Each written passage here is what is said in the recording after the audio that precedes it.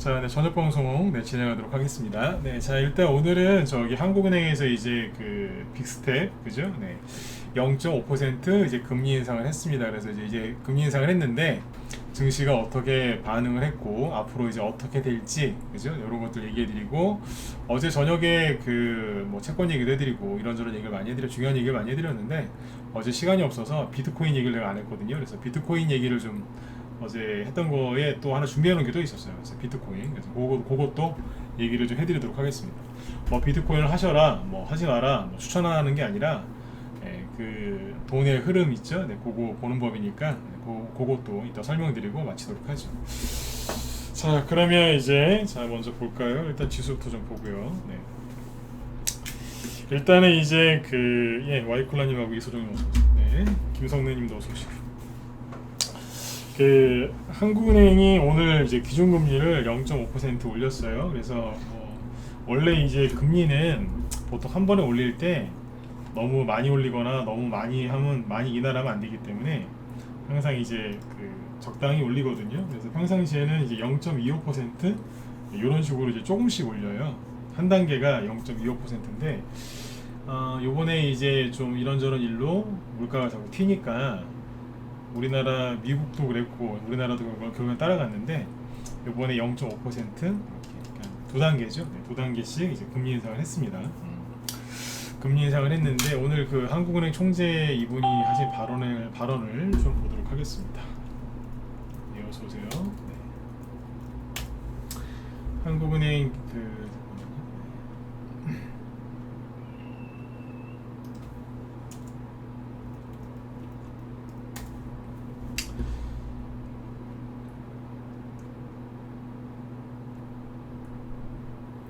여기 보시면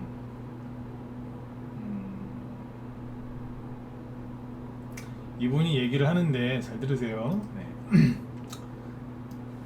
그 주식 얘기를 하려고 하다 보면은 본의 아니게 정치 얘기가 나올 수 있습니다. 네. 주식 얘기하는데 왜 정치 얘기를 하냐면서 기분 나빠하시는 분들이 계시는데 그분들은 지금 나가세요. 네. 정치 얘기를 뭐 딱히 많이 할 건 아닌데 혹시라도 또 저기 할까봐 그 무식하신 분들이 이제 그런 얘기를 많이 하세요. 경제 얘기하는데 왜 저기 정치 얘기하냐고. 경제 얘기하는데 정치 얘기 안 하면 어떻게 얘기를 합니까? 꼭. 네. 아무튼 혹시라도 이제 저기 그런 분들 있으면은 나가시라고요. 지난번에 한번 저 걸러내긴 했는데 혹시 또 모르니까. 네. 그 나머지 분들 편안하게 들으시고요. 네. 자, 목소리 잘 들리시고 1번 한번 더 찍어주시고. 네. 정치 얘기 딱히 이렇게 할 건 없는데 혹시 몰라서. 네. 얘기해놓고 이제 시작을 할게요. 네. 자, 이분이 그 기준금리 오늘 0.5% 올렸거든요. 근데 이분이 잘 보세요. 뭐라고 했냐면 이분이 하신 얘기를 잘 들어야 돼요. 이분이 문재인 정부 그 얼마 안 남았을 때 윤석열 대통령 당선되고 나서 그죠? 네. 윤석열 씨 대통령 당선되고 나서 그 두 달 사이가 있었지 않습니까? 3월 달에 선거 치렀고 5월 달에 임기 시작하니까 두 달 그 사이에 이제 전 정부에서 문재인 정부에서 이분을 한국은행 총재로 임명을 했거든요. 네. 한국은행 총재 자리는 굉장히 중요한 자리예요. 근데 이분 임명할 때 윤석열 대통령 쪽에서 별로 그렇게 뭐 싫다라는 얘기는 안 하더라고요. 네. 근데 아무튼 이제 그 다음 사람이 하게끔 임명하게 둬야 되는데 뭐 그건 아무튼 뭐 잘못된 거긴 하죠, 그죠? 네. 이분도 저 임기가 기니까, 그죠? 네. 근데 아무튼 전 정권에서 임명된 인사 중에 한 명인데 그러니까 정치적인 거를 떠나서 이분이 한 얘기를 잘 참고해서 가야 돼. 왜냐면요, 주식을 잘하려면 대통령이 조건 실건, 지금 대통령 실건 조건, 지금 한국은행 총재가 마음에 들건 안 들건, 여러분들 마음에 들건 안 들건 그 사람들이 뭐라고 하는지를 잘 들어야 돼요. 네? 들어야 된다니까요. 네. 아, 나 저 사람 싫어. 그래도 들으셔야 돼요. 가난하게 살 수는 없잖아요, 그죠? 요즘에 가장 무서운 게 뭔지 아세요? 가난하게 오래 사는 거예요. 일찍 죽을까봐 뭐 걱정하시는 분들보다는 가난하게 오래 살까봐 걱정하시는 분들도 많다니까요. 주식 하시는 분들 중에 그런 분들 은근히 많습니다. 자, 근데 아무튼 이분이 이제 뭐라고 했냐면 기준금리를 오늘 0.5% 올렸어요. 그래서 1.75%에서 2.25%로 올라갔죠, 그죠? 근데 이분이 뭐라고 했냐? 2.75에서 3.0% 정도가 합리적이라고 생각한다. 이렇게 얘기했거든요. 그러니까 이게 뭐예요? 2.25에서 2.75까지 가려면 0.25%씩 두 번 하면 되는 거고요. 3.0까지 가려면 0.25%씩 세 번 하면 되는 거예요.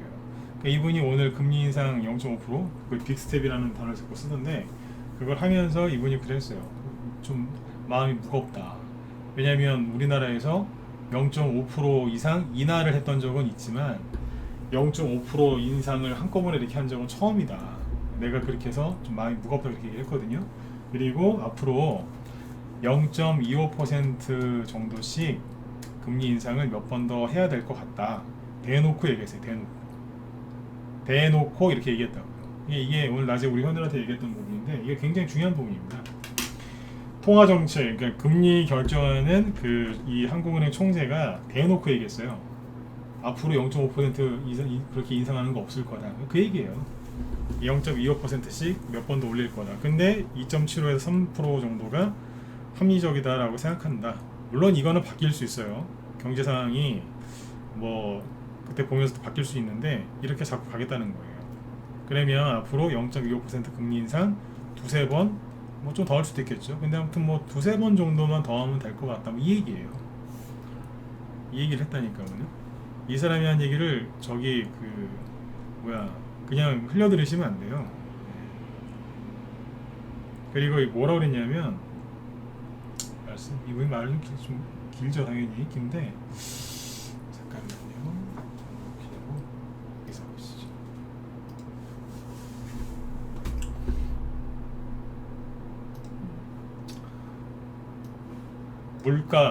물가의 정점은 3분기 말이나 4분기 초가 될 것 같다. 이런 말을 했거든요. 오늘 3분기면 언제예요? 3분기 말? 그러면 3분기는 달수로 따지면 7월부터 9월 사이죠. 그러면 9월 4분기 초면은 10월, 그죠? 그러니까 9월이나 10월, 그러니까 추석 때쯤 되면은 그 전후가 되면 물가가 정점을 찍고 둔화되지 않겠느냐. 지금 몇 월 달이에요? 7월 달이죠. 그러면 이제 한 2, 3개월 정도 지나면 물가가 정점을 찍고 안정을 취할 거다. 그러면 기준금리를 더 이상 크게 올릴 필요가 없지 않겠느냐.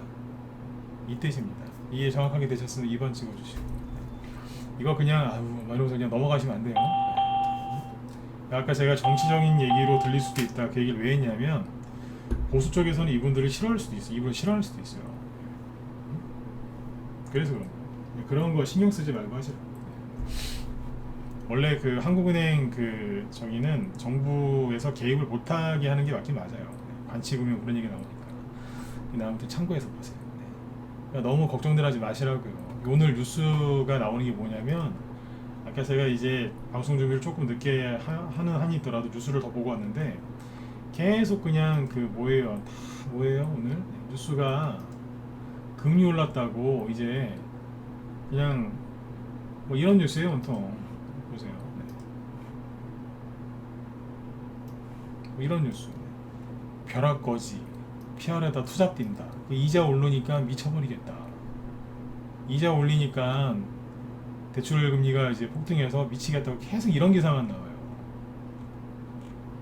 네? 이런 뉴스 보면은 어떠시겠어요? 밑에 또 이런 뉴스 있죠? 보세요. 효과 미지수, 빅스텝, 경제 충격은 클 듯, 성장률 주저함. 좋은 얘기가 하나도 없어요. 자, 근데 추경호 씨도 여기서 한마디 또 하죠. 물가 잡는 게 우선이라 금리 인상을 단행했다. 추석 지나면 안정 찾을 것. 자, 이 사람이 뭐 하는 사람이에요? 우리나라 경제부 총리죠, 그죠? 그러면 이 사람은 말을 함부로 할 수 있는 자리에 아니에요. 함부로 못 해요. 그러니까 한국은행 총재, 그 다음에 이분, 그죠? 이 두 사람이 경제 그쪽의 수장이라고 보시면 돼요.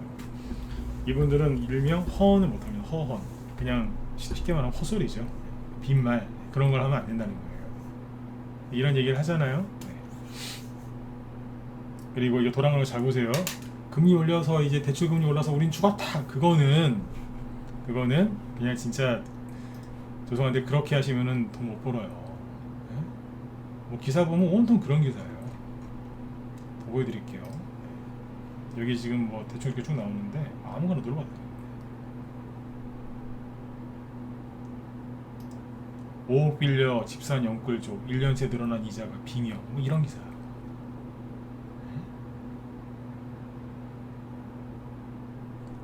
그죠? 온통 이런 기사만 나옵니다. 그런데요, 자 이런 기사도 있어요. 뭐냐면 낮에 우리 회원들한테 보여드렸던 기사 중에 하나가 이거예요. 잠깐만요.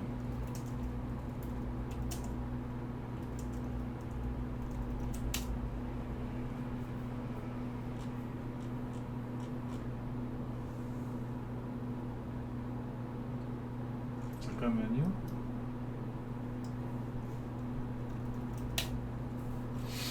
그 일본에 지금 그 누구예요? 여기 미국 외무장관이 지금 갔거든요. 근데 거기 이제 가서 뭐 아베 그 추도식도 참석하고 막 그랬는데 거기에서 이 사람입니다. 잠깐만요.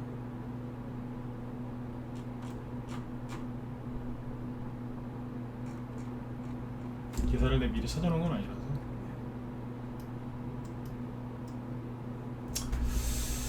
잠시만요. 네.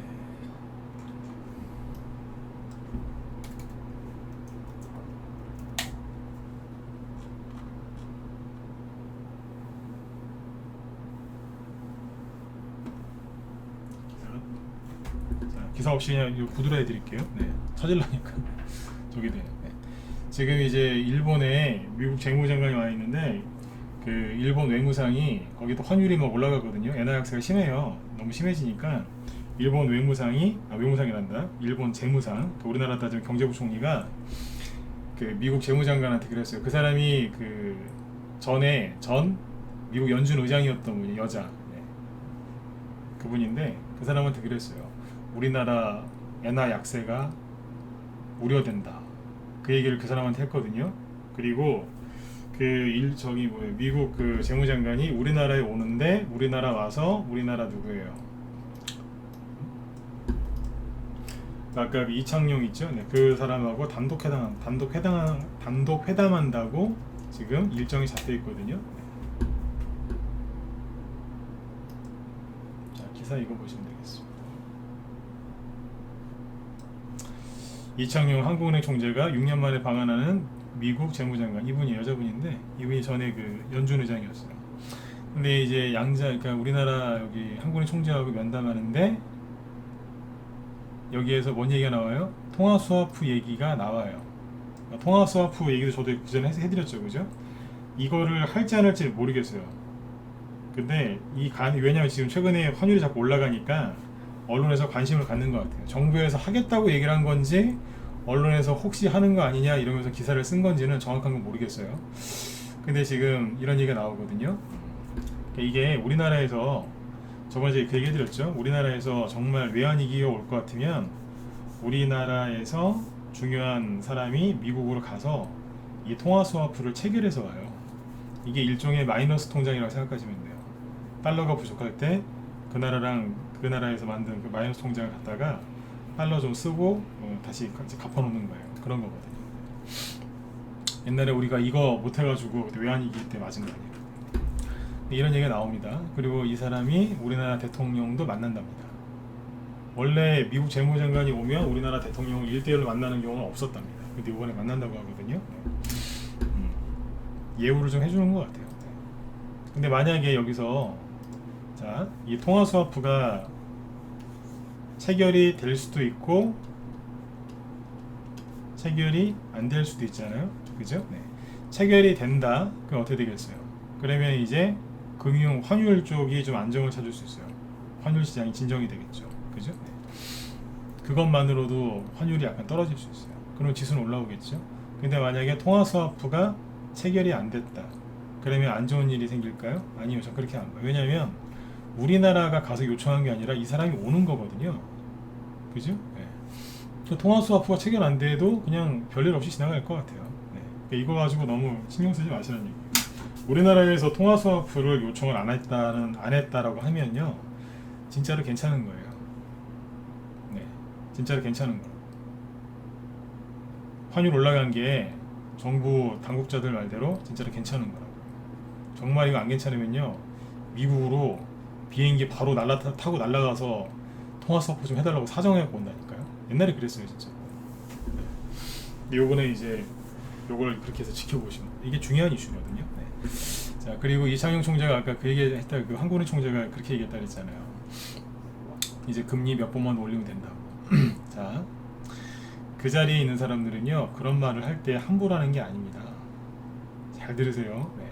이거를 그냥 벌로 들으시면 안 돼요. 그런 뉴스를 벌로 보셔야 된다니까. 네. 낮에 했던 얘기를 지금 또 하는 건데, 문자반 회원들 특히 잘 들으세요. 네. 저런 얘기는, 그죠? 네.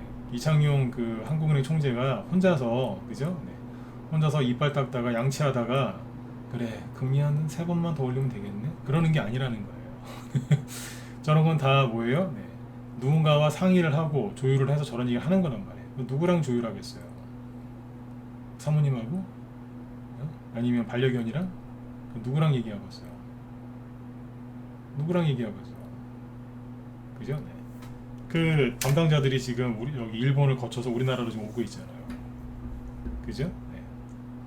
미국이랑 어느 정도 얘기가 됐으니까 그렇게 얘기가 나오는 것 같아요. 지금 경제부총리도 똑같이 얘기하죠. 네. 저게 좋은 거예요. 서로 이게 말이 다르면 안 되는데 말이 지금 딱딱딱 맞거든요. 네. 그죠? 네. 그러면서 어제 얘기해드린 거 국제유가하고 뭐 슬쩍 보실래요? 네. 오늘 뭐 아수라장입니다. 네. 그러니까 좋은 거죠. 좋은 건데 이제 항상 이 언론은 그걸 나쁘게 얘기하니까. 네. 자, 국제유가가 어때요? 쭉 폭락하고 있죠. 어젯밤에 저 7.9% 떨어졌어요. 좋은 거라니까요. 네. 아니 석유값이 떨어져야 기름값도 떨어지고 전체적으로 물가가 잡힐 거 아니에요? 그죠? 네. 그 다음에 이제 요즘에 뭐 먹는 거, 뭐 라면값, 과자값 막 올라가죠, 그죠? 네. 희한해요. 평상시에는 과자가 안 땡기다가 꼭 물가가 올라가면은 갑자기 과자가 땡기시죠? 그런 분들이 있어요. 옥수수, 네. 강냉이죠? 옥수수가 지금 폭락하고 있는데 이거 얘기를 안 해줘요. 이 왼수들. 이거 지난주부터 떨어졌거든요. 얘기를 안 해줘요. 옥수수 값이 크게 떨어졌어요. 그러면 자, 이게 800달러 하던 게 지금 500달러대로 들어왔거든요. 그러면 물개처럼 박수를 치면서 좋아야 되는 거 아니에요? 그렇잖아요, 그죠? 네, 곡물가가 크게 하락을 했으니까. 옥수수, 에이, 옥수수만 그런 거 아니겠어? 아니요. 잘 보시라니까. 대두, 콩 가격도 훅 떨어졌어요. 물가 잡히고 있다는 거 아니겠어요? 그죠? 네. 그리고 귀리, 오트밀. 프레스님은 글을 좀 너무 많이 치지 마세요. 네, 다른 분들 저기 하실라. 네, 네네. 일일이 그렇게 글을 너무 많이 쓰시는 것 같아요. 네. 길이가 확 떨어졌죠, 그죠? 네. 그리고 콩기름 푹 누르죠. 어제 광물 보여드렸죠, 주성, 니켈 이런 거. 네, 오늘은 농산물 위주로 보여드릴게요. 밀 떨어졌죠. 러시아 전쟁 이전으로 돌아갔잖아요.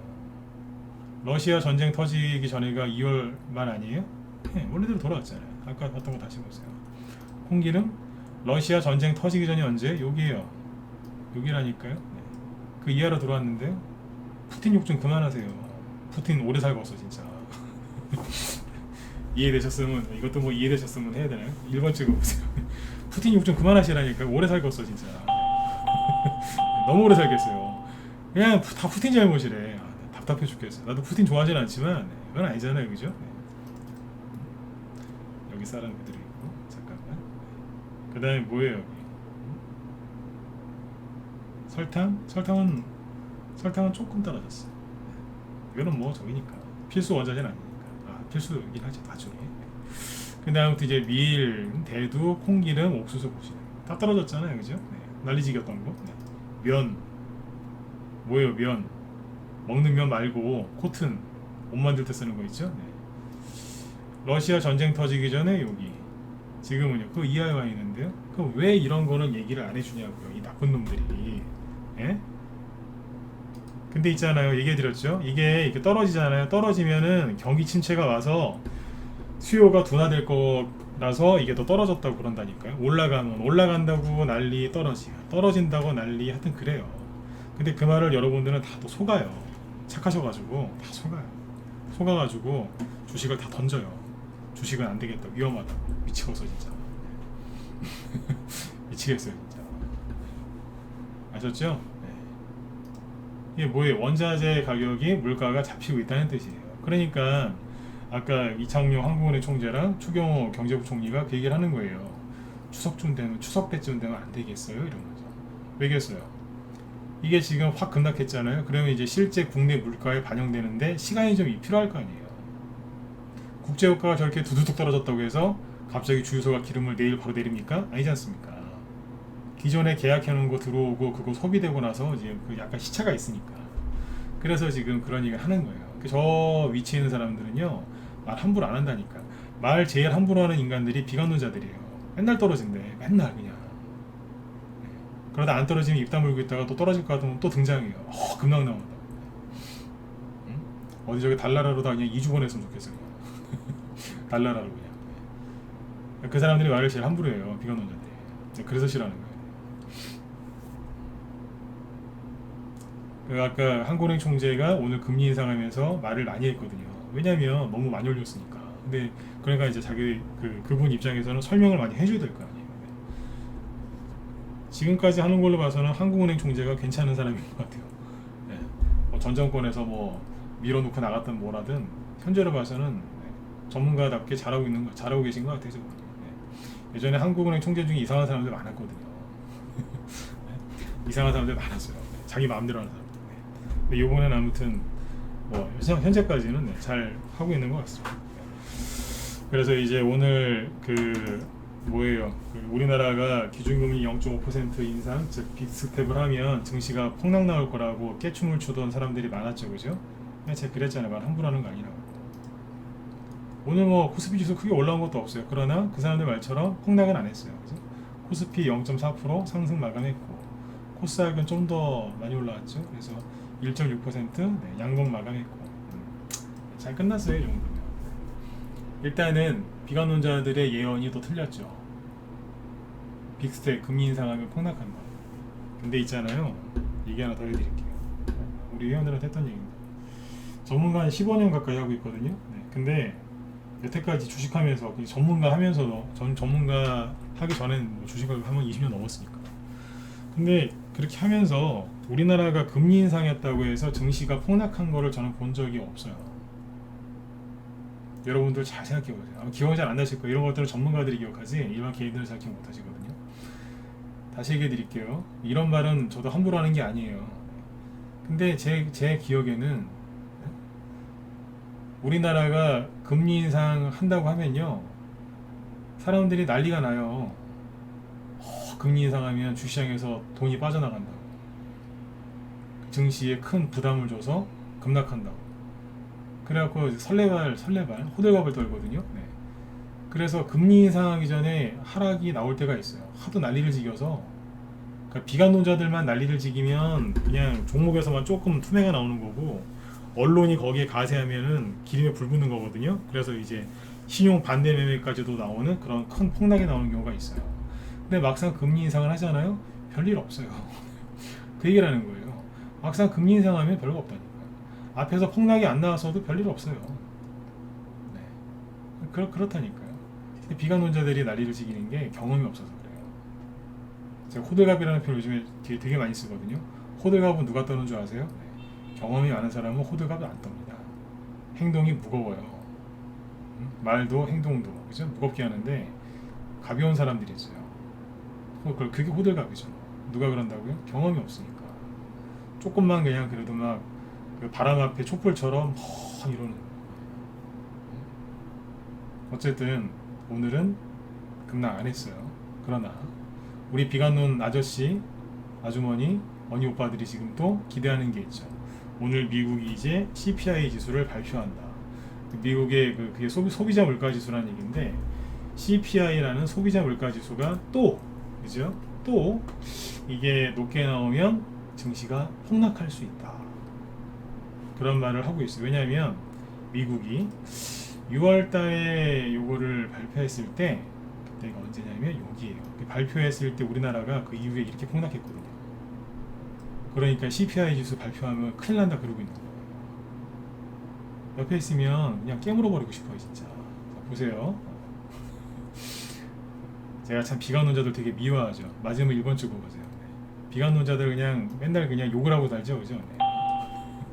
저 사람 왜 저러지 싶을 정도 비관론자 되게 미워하죠. 네. 왜 그러냐면 회원들한테 좋은 얘기 많이 해놓으면 이 인간들이 와가지고 다 그냥 사람들을 베려놓고 가요. 목 아파 죽겠어. 회원들한테 이렇게 하시면 됩니다. 잘 되실 겁니다. 여러분들한테도 네, 좋은 얘기 많이 해놓고 하면 와가지고 뭐 뿌려놓고 가요. 밥을 다 차려놨는데 거기다 모래 뿌려놓는 것 같아. 힘들어 죽겠어. 목 아파 죽겠다니까요. 보세요. 자, 이게 이제 미국의 소비자 물가지. 이 네이버에 CPI라고 치면은 자세히 나와요. 요즘에 네이버가 친절해졌어요. 그죠? 아주 친절해졌어. 자, 여기 보시면 미국 소비자 물가지수 CPI. 여기 답 나왔잖아요. 뭐라고 되어 있어요? 시장 영향력 낮음. 전문가면서 CPI에 대해서 강의를 했던 적이 없어요. 한 번도. 요번에 그런 거예요. 요번에. 지난달에 하도 난리를 쳐가지고. 비관론자들 이거 갖고 지금 말 많죠? 네. 이거 높게 나오면 큰일 난다고. 근데 네이버는 얘기를 해주고 있잖아요. 시장 영향력이 낮은 지수다. 지표다. 네? 근데 보세요. 자, 2022년 6월 10일 날, 그러니까 미국 시간으로 6월 12일 날 발표를 했어요. 그러더니 조금 더 높게 나온 거예요. 이게 그래프예요. 이게 2021년 8월 달부터 보이는데 조금씩 계속 올라가고 있어요. 네. 아무튼 이게 조금 더 나왔다고 해서 예상치보다, 그것도 예상치 자기들이 예상한 것보다, 미국 전문가들이 예상한 것보다 조금 0.1% 조금 더 나왔다고 해서 세상에 증시를 폭락을 시켜버렸던 거예요. 그때 그래서 그날이 미국의 금요일 날이었거든요. 우리나라 월요일 날 반영됐겠죠. 바로 내리 꽂은 거예요. 폭락 쫙. 코스닥 폭락했죠. 코스피 박살났잖아요. 그때 코스피가 갑자기 전저점을 깨면서 그 뭐예요, 인당수 심청이 뛰어들듯이 그냥 바로 그냥 폭락해버리죠. 이거였거든요. 이게 CPI 것 때문에 발표하고 나서 이렇게 된 거예요. 그러니까 요번에 사람들이 CPI 그러는 거예요. 근데 잘 보세요. 그 전에 발표한 게 6월 10일이라고 했죠. 그럼 5월 달에 발표는 언제 했을까요? 네. 5월 달 발표는 5월 11일 날 했거든요. 5월 11일 날이 언제냐면, 5월 11일 날 발표했는데 우리나라는 5월 12일 날 반영됐겠죠. 하루 늦게 저기 되니까. 그죠? 네. 어디냐면 여기에요. 이쯤에서 발표된 거예요. 그러면서 폭락했어요? 올라갔잖아요. 4월 달에는 12일쯤 했어요. 그러면은 여기쯤 되겠다. 여기였어요. 큰 그거 없었다니까요. 그러면 3월 달은요? 3월 10일 날 발표했나요? 3월 10일은 여기쯤이에요. 대충 여기라고. 2월 달요? 2월 달은 2월 10일 날. 여기쯤이에요. 그럼 뭐예요? 발표하고 나서 증시가 크게 떨어진 게 있어요? 그냥 그랬다니까요. 그냥 좀 올라간 적도 있고 횡보하고 좀 올라가고. 그러니까 6월 달에 세상이 0.1% 더 증가, 예상치보다 증가했다고 호들갑을 떨면서 뺀 거라니까요. CPI 이거 발표할 때마다 증시가 폭락하거나 뭐 크게 오르거나 그런 적이 없다는 얘기예요. 지난달에 갑자기 그러면서 흔들어 놓은 거예요. 갑자기. 그래서 미국의 대형주들 있죠. 대형주 중에 애플 같은 거. 요즘에 자꾸 애플 같은 거 자꾸 보라고 그러죠. 여기 아마존 나왔는데, 아마존이 전저점을 톡 건드렸을 때가 그 CPI 지수 발표했을 때, 증시 급락했을 때 여기서 잠깐 내려왔던 거예요. 요렇게 찍고 바닥 잡고 있잖아요 지금. 그 다음에 애플 하나만 볼까요? 애플이 여기 전저점이 여기였는데, 그죠? 여기를 살짝 이탈했던 게 그 CPI 발표하고 나서 잠깐 변동성이 왔을 때 여기 잠깐 하락했던 거죠. 그리고 다시 들어갔잖아요. 이해가 가시죠? 네. 그러니까 CPI 그러는데 너무 신경 쓰지 마세요. 어차피 저 지표 있잖아요. 한 3개월 지나가나 그럼 여러분들 나중에 평생 기억도 못해요. 여러분들의 기억력을 무시하는 게 아니라 신경 안 쓰신다고요. 평상시에 모르고 살던 건데 요즘 사람들이 너무 신경 쓰더라고요. 저희 회원들한테 일주일 전에 미리 얘기했어요. 신경 쓸까봐. 라이브 회원들한테 미리 강의해놔. 그냥 그러려니 하세요 그냥. 오늘 이제 아무튼 우리나라 그 기준금리 0.5% 인상한 거 그거 나와도 증시 하락 안 했잖아요. 그죠? 근데 오늘 밤에 이제 미국이 어떻게 될지 나도 몰라요. 저도 몰라요 진짜로. 네. 저걸 발표를 할 텐데 발표를 했는데 그게 예상치보다 적게 나와서 폭등이 나올 수도 있고 예상치보다 적게 나왔는데 그냥 그런가 보다 하고 아무 일도 안 일어날 수도 있고 예상치보다 더 안 좋게 나왔는데 증시가 거꾸로 오를 수도 있어요. 아닐 수도 있고 그거는 내일 아침에 눈 떠서 그때 생각하시면 돼요. 그렇잖아요 그죠? 네. 지수가 지표가 어떻게 나올지도 모르고 그게 증시에 어떻게 반영될지 100% 모르거든요. 아 전문가인데 그걸 왜 모르냐고요? 본인이 전문가 해보세요. 모르는 거는 모른다고 얘기해야지 아는 척하면서 얘기하면 안 돼요. 본인 같으면 알 수 있겠어요? 내가 그거를 통계를 냈거나 내가 그 발표하는 담당자가 아닌데 내가 담당자면은 그 통계 자료를 데이터를 마사지를 해서 내가 원하는 쪽으로 맞출 수도 있겠죠. 원래 그러면 안 되지만 그죠? 네. 그걸 내가 어떻게 알아요? 응? 그렇죠, 그죠? 어떻게 가끔씩 그런 사람이 어떻게 모를 수 있냐요? 네. 모르는 거지 어떻게 합니까? 네. 내일 아침 나와봐야 알죠. 그리고 다시 얘기해 드릴게요. 내일 데이터가 나와봐야 알고 그리고 그 데이터가 나온 게 증시에 어떻게 반영되는지 확인을 해봐야 되는 겁니다. 그리고 설령 이러건 저러건 해서 미국 증시가 급락했다. 거꾸로 우리나라 올라갈 수도 있어요. 미국 증시 하락을 해도 오늘 그랬잖아요. 어제 미국이 빠져도 오늘 우리나라 증시 올라왔죠. 그러니까 비관론자들 말을 듣고 싶으면 들으시되 책임은 여러분들이 지셔야 된다는 얘기예요. 어제 미국 나스닥 지수 보시면 좀 테마주 얘기를 좀 해야 되는데 이 얘기한다고 지금 테마주 얘기 맨날 못하고 있어요. 나스닥 지수가 이렇게 빠졌거든요. 어제 한 1% 가까이 빠졌단 말이에요. 우리나라 아침에 금리 인상했고 근데 조금이라도 올라가잖아요. 사람들은 폭락할 거라 그랬지만 폭락 안 했거든요. 이게 뭐냐, 이게 뒤통수 친 거예요. 비관론자들 오늘 뒤통수 맞은 거예요. 네. 근데 이제 오늘 밤에 CPI 그게 발표가 됐는데 되게 안 좋은 수치가 나왔는데 나스닥 지수가 급등했다. 우리나라 내일 아침에 급등한다. 그 사람들 뒤통수 제대로 맞은 거예요 이제. 그죠? 네. 그거는 그렇게 참고해서 보시면 돼요. 너무 민감하게 반응하지 마시고. 네. 그리고 아까 그 문자반 회원들 때문에 제가 이거는 지금부터 하는 얘기는 문자반 회원들 때문에 제가 하는 얘기입니다. 네. 아셨죠? 잘 들으셔야 돼요. 네. 낮에 그 회원들한테 이런저런 얘기를 많이 했는데 지금 아까 원자재 가격이 쭉 하락하는 걸 보여드렸죠. 그러면 여러분들 중에 이런 생각을 하는 분들이 꼭 있어요. 나 원자재 관련주 갖고 있는데 이거 그러면 안 가나요? 끝났나요? 이런 생각하는 사람이 분명히 있어요. 결론부터 얘기해 드릴게요. 아니요, 가요. 뭔 얘기냐면 인플레이션이 잡히고 있고 물가가 조만간 안정을 찾을 걸로 보입니다. 원자재 가격이 하락하고 있으니까. 그러면 원자재 관련 테마주들은 못 가나요? 아니요, 가요. 말이 안 되는 것 같죠? 예, 말이 안 되는 게 주식시장이에요.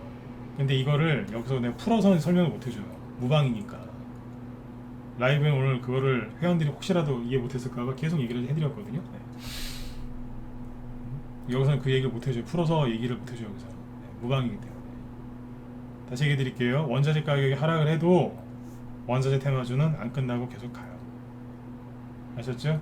네, 믿으셨으면 2번 찍어주시고 믿으셔야 돼요. 네, 무슨 종목이 추천 나가고 무슨 종목이 매도 사인 수익 실현이 나가건 믿고 그대로 따라오시면 돼요. 제가 원자재 이거를 옛날부터 많이 해봤기 때문에 이건 잘 알거든요. 한 번 더 얘기해 드릴게요. 네, 원자재 가격이 저렇게 하락을 해도 원자재 테마주 가요. 근데 여기서 털리는 사람들이 있어요. 왜 털리냐면 원자재 가격이 하락하는 건 경기 침체가 왔기 때문이다. 그래서 원자재를 쓸 필요가 별로 없기 때문에 원자재 테마주도 하락하는 거다. 그래서 이제 던지는 사람들이 있어요. 그러시면은 큰일 나는 거예요. 네. 그걸 뭐라고 그래요? 전문용어로 호구라고 그러는 거예요. 호구. 네. 그렇게 하시면 안 돼요. 보시면 아까 국제유가 빠지고 천연가스 가격 떨어지고 막 그러죠. 그런데 원자재 가격이 그렇게 하락하고 있는데 종목 얘기 좀 합시다. 나 요즘에 종목 얘기하고 싶어요. 맨날 저기 멘탈 잡아드린다고 그죠? 시황 얘기만 하니까 저녁 방송할 때 GS 글로벌이죠. 이게 뭐예요? 석탄 관련주죠? 이 친구 안 떨어져요. 석탄이잖아요, 석탄. 차트를 돌려세우고 있어요. 공중에서 돌려세우고 있어요. 네? 멀쩡하죠. 하나 더 있잖아요. KPF 석탄. 요즘 같은 장에 그죠? 네. 차트 이렇게 만들어 놨으면은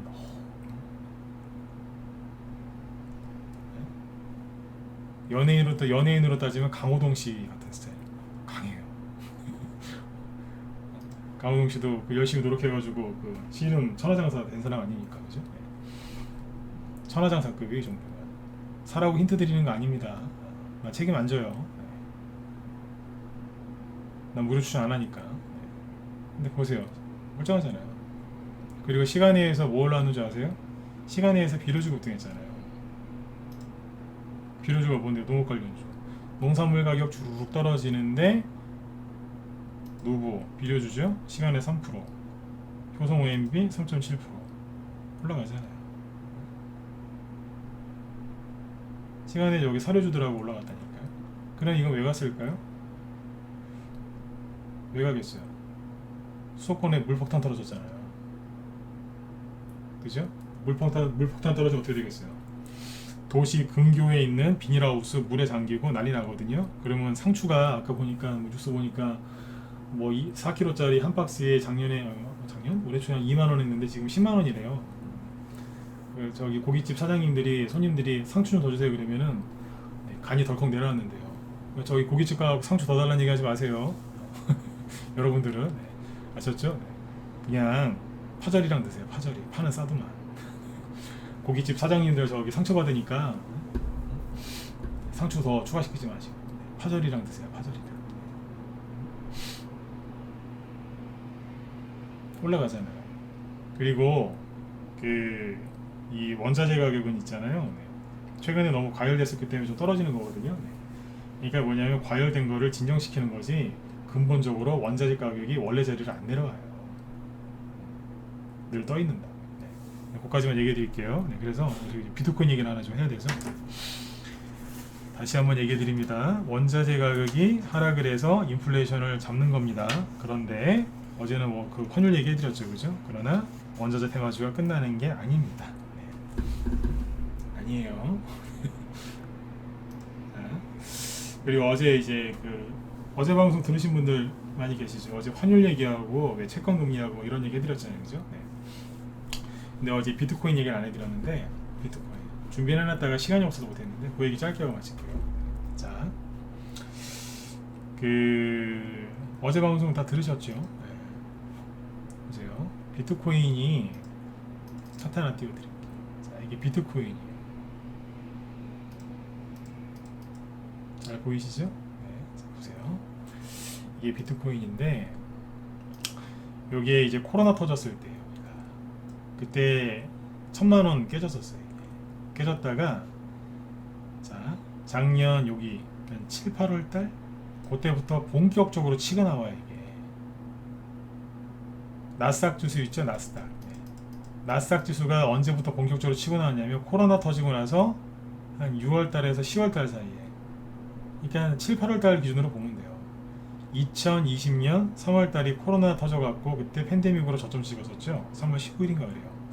근데 한 3개월에서 6개월 뒤에 나스닥도 그렇고 코스피도 그렇고 그때부터 본격적으로 주식이 날아갑니다. 왜 날아갔어요? 대규모 유동성이 풀려서 돈이 들어오니까 확 날아간 거예요.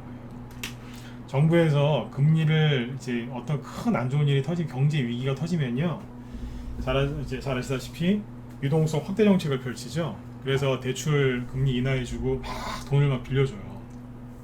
기업 채권 막 사주면서 돈을 푼다고요. 그러면 그게 일반 개인들한테 느껴지는데 3개월에서 6개월이 걸려요. 통상 그런 이제 금리 정책이나 이런 거는 한 1년 정도 걸린다고 그래요. 근데 빠르면 3개월, 6개월이거든요. 그러니까 이제 여기서 3월달에 폭락 나오고 나서 막 돈을 푸니까 그게 3개월, 6개월 뒤에 반응이 오는 거예요. 그래서 자, 이거 말고 나스닥 보시죠. 날라온 게 딱 보세요. 제발 뭐야 테마주만 하시더라도 하루에 12,000번 네? 단타만 치시더라도 제발 이거는 알고 하셔야 돼요. 이게 이런 걸 모르고 단타를 치니까 안 느는 거예요. 아니 저는 개별주만 할 건데 종목 얘기나 하지 맨날 이런 얘기나 하냐고 불평불만하는 사람들이 있어요. 미치겠어요 진짜. 이거를 모르고 단타를 친다고요? 네? 이거 다 알고 쳐야 되는 거예요. 주식이 쉬운 게 아니라니까요. 네. 나스닥 지수가 여기를 제끼면서 치고 나가죠. 이게 6월에서 9월 사이인 거예요. 이게. 근데 지금 거기까지 다 내려온 거예요. 이게. 제가 그러잖아요. 빠질 만큼 다 빠졌다고. 그 소리 그냥 하는 소리 아니에요. 유동성이 풀려서 급등했던 거 있죠? 다 반납했다니까요. 지금 더 떨어질 게 어디 있어요? 이거 더 떨어진다고요? 전 세계에 대공황 온다니까요. 코로나 터지기 전에 그리고 코로나 터지고 나서 돈을 본격적으로 풀었을 때가 요 지점이란 말이에요. 그러니까 그만큼 뭐예요? 버블이 꼈던 걸 지금 다 거품을 꺼트린 거예요. 그럼 어떻게 되겠어요? 다시 가는 거예요 이제. 근데 여기서 비관론자들은 더 떨어진다고 그러고 저 같은 사람들은 더 떨어졌다 이러고. 그러니까 뭐예요? 여러분들이 이 사람들 믿을 거면 믿고 저 같은 사람 믿을 거면 믿으시면 돼요. 여러분들 그것도 자유예요. 응? 자유라니까요. 여기서 이제 가난해지느냐 부유해지느냐 이제 그게 나오는 거예요. 이제. 자 이렇게 올라갔죠. 그 다음에 코스피 지수는요. 네 여기서부터 코로나 터지기 전 여기서 치고 나가죠. 이게 6월에서 9월 사이라니까요. 그쵸? 네. 그러면 아까 저기 어제 채권금리하고 환율은 얘기해 드렸죠. 그죠? 네. 어제 방송 보시고 그러면 여기서 뭘 보면 되겠어요? 그렇죠. 아까 비트코인도 사람들이 그때 많이 들어갔잖아요. 돈이 많이 풀렸으니까. 언제부터 치고 나갔다고요? 유지죠. 싹 들잖아요. 여기 6월에서 9월 사이. 이해되셨으면 7번 7번 찍어보시죠. 이해되세요? 이게 치고 나갔던 거예요. 그리고 이게 1,000만원 깨졌었는데 여기는 8,000만원이거든요 우리나라 기준으로. 그럼 8배 이상 급등했다는 거잖아요. 네. 그리고 폭락을 해요. 전 세계에서 비트코인 규제를 좀 했거든요. 근데 다시 올라갔어요. 여기는 11월달 쌍봉이죠. 11월달. 이 당시에 제 주변에 주식이나 이런 거에 대해서 전혀 모르는 사람들이 비트코인 하는 사람들이 많았어요. 여러분들 주위에도 되게 많았을 겁니다. 수익 나도 안 팔고 막 들고 가더라고요. 안 팔 거래요. 나중에 날벼락 맞고 그랬는데 여기가 작년 11월달 쌍봉이 찍었었어요. 이거는 이제 왜 이렇게 올라왔었느냐. 그때 나스닥 지수를요 어거지로 더 올립니다. 나스닥 지수 다시 보여드리죠. 작년 나스닥 지수 고점이 11월 달이었거든요. 그러니까 나스닥하고 이 저기 뭐예요? 저거랑 비트코인이랑 코드를 맞았던 거죠. 나스닥이 여기 11월. 이때 나스닥이 고점 찍을 때 마지막으로 불을 뿜은 테마가 뭘까요? 네, 반도체. 왜 반도체가 많이 가요? 앞으로 메타버스 세상이 열린대요. 디지털 대전환, 그죠? 네, 4차 산업 그리고 NFT, 블록체인 어쩌고 저쩌고. 그러니까 가상화폐가 뭐예요? 블록체인이잖아요. 그때 그래서 게임주도 많이 갔잖아요. NFT 기반 뭐 돈 버는 게임 그래가지고 우리나라도 테마주 많이 갔죠. 미국도 많이 가고. 그래서 거기에서 한 번 더 나왔던 거예요. 이게 비트코인 가상화폐가 이렇게 급등할 수 있었던 이유가 뭐예요? 대규모 유동성, 즉 돈이 많이 풀려서 그런 거예요. 근데 여기서부터 그랬거든요. 돈 정확하게 작년 8월달부터 그랬어요. 8월달부터 테이퍼링 할 거라고. 그러면 그 당시에는 여기에는 모르겠는데 뒤에서는 비트코인 하면 안 됐던 거예요. 왜냐하면 비트코인이 이렇게 많이 올라갈 수 있었던 이유가 뭐라고요? 돈을 많이 풀어서요. 여기 8월달에 그랬잖아요. 돈 회수할 거라고. 그러면 비트코인은 멀쩡할 거라고 생각하세요? 아니죠. 여기도 돈이 시중에 남아도니까 일로 들어가서 이렇게 많이 올라간 거거든요. 그러면 이것도 빠지는 거예요. 왜 빠지느냐? 어제 환율, 채권, 원자재 쭉 얘기해 드렸죠. 환율은요 한 나라의 경제력을 상징하는 돈이란 말이에요. 그 돈은 그 나라의 경제력을 상징하는 거기 때문에 그 나라를 기본으로 하는 거잖아요. 그게 나라의 그 경제 뭐라고 하죠? 네, 하여튼 그게 이제 기초 자산인 거예요. 원자재는요. 물건이니까 이거 사고 팔 수 있는 거고, 그죠? 네. 그 다음에 뭐 채권도 보증을 서주잖아요, 누가. 그죠? 네. 주식은요. 기업이 뭐 땅이라도 갖고 있든가 뭐 부동산이라도 갖고 있든가 현금이라도 갖고 있으니까 뭐라도 있지만, 가상화폐는 부동산도 말 그대로 땅이 있고 뭐 집이 있고 뭐 건물 빌딩이 뭐가 있잖아요, 그죠? 네. 근데 그러니까 뭐냐면 다 뭐가 있어요. 뭐가 있으니까 이걸 거래하고 그러거든요. 그런데 제 말을 지금 말이 잘 안 나오는데, 가상화폐는 그냥 텅 빈 거예요. 그냥 여기는 그냥 한순간에 후 무너지는 거예요. 이해되셨으면 또 7번 찍어주시고. 가상화폐 투자는 안 하는 게 맞아요. 올라가지 않을까요? 올라가겠죠 나중에. 근데 나중에 이렇게 된다니까요. 그냥 요즘에 더우니까 저 아이스크림 많이 드시죠? 네. 그 빈 껍데기만 남은 쭈쭈바. 네, 쭈쭈바 아시죠? 네. 다 먹고 남은 빈 껍데기. 근데 그 신세 되는 거예요, 이게. 그래서 이게 심하게 되는 거예요. 근데 환율, 원자재 다 아까 얘기해드렸지만, 원자재, 특히 원자재 주식, 채권분이, 그죠? 네. 그리고 비트코인 다 똑같잖아요. 뭐가 똑같아요? 돈이 풀린 시점까지 다 내려왔어요. 돈이 풀렸던 그 지점까지 다 내려왔다니까요. 지금 여러분들 주식 갖고 있는 거 힘드시죠? 왜 힘든데요? 잘 보세요. 돈이 대규모로 풀렸을 때 그때 지점으로 다 내려왔기 때문에 힘든 거예요. 그라운드 제로라고 해야 되나요? 그러니까 다 내려온 거예요, 그냥. 그럼 거기서 이제 새 출발하시면 돼요. 손절하지 말고 잘 가지고 계세요. 누굴 죽인 거예요? 동학개미, 주린이들 몰살시켜버린 거예요. 다 몰살시켜버렸어요. 부동산 쪽은 한꺼번에 폭락은 안 나올 것 같아요. 그랬다가 난리 나니까. 제가 부동산 얘기는 안 하죠, 그죠? 네. 근데 부동산 쪽은 이제 달달 떠는 거예요, 이제. 그 대출 이자 때문에. 그 사람들은 이제 집을 끌어안고 어떻게 이러고 있는 거고. 하우스포 돼가지고. 네. 그래서 나머지 쪽은 초토화시켜놨어요. 전멸시켜놨어요. 어제는 증시가 막 투매 나오는데 저도 모르게 주시장 다 끝나자마자 3시 반에 입에서 이런 말이 터져 나오더라고요. 옛날에 그 친구 아시죠? 영화. 친구 유명한 영화 있잖아요, 그죠? 친구 아이가 이러면서. 그 친구 그 맨 마지막 장면에 장동건 씨가 그 수십 번의 칼을 맞고 죽으면서 이런 얘기 하죠. 고마해라, 많이 묵었다 아이가. 어제 제 입에서 그 얘기가 나오더라고요. 지수가 자꾸 또 이제 막 흔드니까 고마해라. 제 입에서 막 그런 대사 나오더라고요. 이 얘기를 왜 해드렸냐? 떨어질 만큼 다 떨어졌는데 안 올리고 계속 그냥 푹푹 이러고 있는 거예요, 그냥. 네? 공감 가시는 분들은 자 0번 찍어주시고, 네, 이제 퇴장하시면 되겠습니다. 그죠? 떨어질 만큼 다 떨어졌어요. 할 만큼 다 했고, 근데 안 올라가. 계속 그냥 밟고 있는 거예요. 무슨 저기 뭐 옛날에 저기 산소 있잖아요. 돌아가시면은 장례 치르고 산에 그 묘자리에 이렇게 이렇게 모시고 나서 이렇게 발로 이렇게 밟잖아요. 그 땅을 다지지 않습니까? 네. 어우, 너무 다지는 거예요, 지금. 사람들, 그죠? 묻어놓고 못 나오게 하려고 그러는지 막 다지고 있으니까. 얼마나 답답하시겠어요. 저도 얼마나 답답했으면 제 입에서 고마해라. 그 영화 대사가 입에서 튀어나왔겠어요. 네. 어우, 징그러워, 이러면서. 그죠? 네. 근데 결론이 뭐냐면요. 우리가 할 수 없는 것들을 세력이 해주는 거예요.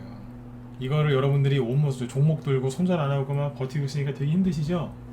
그죠? 근데 거꾸로 얘기하면 이렇게 해야 많이 가는 거예요. 이렇게 해야 많이 간다고요. 근데 이게 힘든 거예요. 제가 비관론자를 왜 그렇게 제가 욕하는 줄 아세요? 왜 욕하겠어요? 자기 혼자 죽으면 되는데 사람들 데리고 가거든, 같이. 그냥 힘든 거를 겪어내고 그 힘든 거를 이겨내고 싶은 건 전혀 없는 거예요. 그런 사람들이 무슨 부자가 되겠습니까? 조금만 힘들면 이 핑계 저 핑계 되면서 빠져나가고 도망가는데. 비관론자들 대부분 싸가지가 없어요. 죄송합니다. 싸가지가 없어요. 여기 보면은 거의 그래요. 싸가지라는 표현을 써서 죄송한데 진짜 그래요. 버르장머리가 없어요. 잘 보시면 버르장머리가 없어요. 네. 잘 보십시오. 네, 나중에. 막 떨어진다 얘기하는 사람 있죠? 네. 잘 살펴보세요. 네. 거의 그래요. 진짜 무서울 때는 언제가 무서운 건지 아세요? 네. 저같이 좋게 얘기해주던 사람이 갑자기 비관론자로 돌변하죠? 여러분 조심하셔야 돼요. 그게 무서운 거예요. 네. 맨날 떨어진다 그 사람 하나도 안 무서운 거예요. 저 같은 사람이 이제 돌아서면 그게 무서운 거예요. 거꾸로 맨날 비관론자 있죠. 비관론자가 맨날 떨어진다 그러다가 갑자기 주식을 사라 그러면 그거 진짜 무서운 거예요. 아셨죠? 네. 응? 거꾸로 그 사람들이 주식을 사라고 하면 조심하셔야 돼요. 그거 진짜 큰일 나는 거예요, 진짜. 그러면 진짜 저기 뭐야 3차 세계대전 터질 수도 있어요. 네? 저 같은 사람이 이제 팔으라고 하면 조심하셔야 돼요. 진짜 뭐 큰 거 올 수 있어요. 네. 아셨죠? 네. 비트코인을 보여드린 이유는 이걸 매매하시라고 보여드린 게 아니라 여기도 할 만큼 다 해놨습니다. 다 해놨어요. 유동성 넣었던 거 다 빼놨어요. 그럼 어떻게 하겠어요? 새 출발하겠죠? 예, 새 출발합니다. 네, 새 출발해. 지금은요, 솔직히 아무거나 다 사도 돼요. 우리 회원들한테 하는 얘기입니다. 여러분들은 좀 달라요. 우리 회원들은 제 추천주가 뭔지 아니까. 예, 그냥 아무거나 다 사셔도 돼요. 네. 여기 무방회원분들은 심사숙고하시고, 네. 그만큼 지금은 손해볼 게 없다는 겁니다. 포기하지 마시고 일찍 주무세요. 아셨죠? 내일 목요일이죠? 네. 저기 얼른 가서 저기 축구 보지 마시고 우리 김 실장님이 제 뒤에 항상 방송을 하시니까 네. 안내를 또 해드려야죠. 그래도 김 실장님 오늘 현대차에서 현대차가 20년 넘는 동안 우리나라의 공장을 저기 새로 앉았다고 했는데 이번에 진다합니다. 전기차. 그래서 공장. 그래서 그 수혜주하고요. 오늘 윤석열 대통령이 메타버스 요거 도시 구축하겠다 얘기를 했거든요. 네. 지금 미국에서 미국 세력들은요 메타버스 관련주 매집 무지하게 많이 해놨어요. 큰 손들이. 우리나라는 지금 뭐 그죠? 네, 이런저런 이유로 많이 사람들이 신경 못 쓰고 있거든요. 네, 그러니까 들어가서 돈 받으세요. 네, 그죠? 네, 지금 돈이 없어서 매매를 많이 못 하시겠지만 그럴 때 종목이라도 많이 알아두셔야 돼요. 돈 생기면은 사셔야 될 거 아니에요. 그죠? 네. 아 돈이 없는데 뭐 방송이냐? 그러니까 축구나 봐야 되겠다. 축구 이따 녹화 방송으로 보시고 방송 들으세요. 아셨죠? 예. 이쪽은 테마주 쪽은요. 그 제가 늘 말씀드리지만 저는 테마주가 이게 왜 무슨 테마주인지 전 상세하게 얘기 안 해줘요. 네. 특히 무방에서는 저 얘기 거의 안 해요. 라이브에서는 좀 상세하게 얘기를 하는데 무방에서는 얘기 안 해요. 네. 이건 이분이 굉장히 잘해주세요. 네. 들어서 들으세요. 네. 바로 또 시작하실 거니까. 네. 자, 또 내일 목요일인데 내일은 아무튼 좋은 일들이 더 많았으면 좋겠습니다. 편안하게 푹 주무시고 그죠? 네. 또 무더위랑도 싸워야 되니까 건강관리 잘 하시고요. 네. 코로나 너무 무서워하지 마세요. 아셨죠? 요즘 코로나 때문에 또 저 신경 쓰시던데 너무 무서워하지 마세요. 네. 자, 편안하게 주무시고 네, 내일 뵙겠습니다. 네, 즐거운 승부였습니다. 네, 고맙습니다.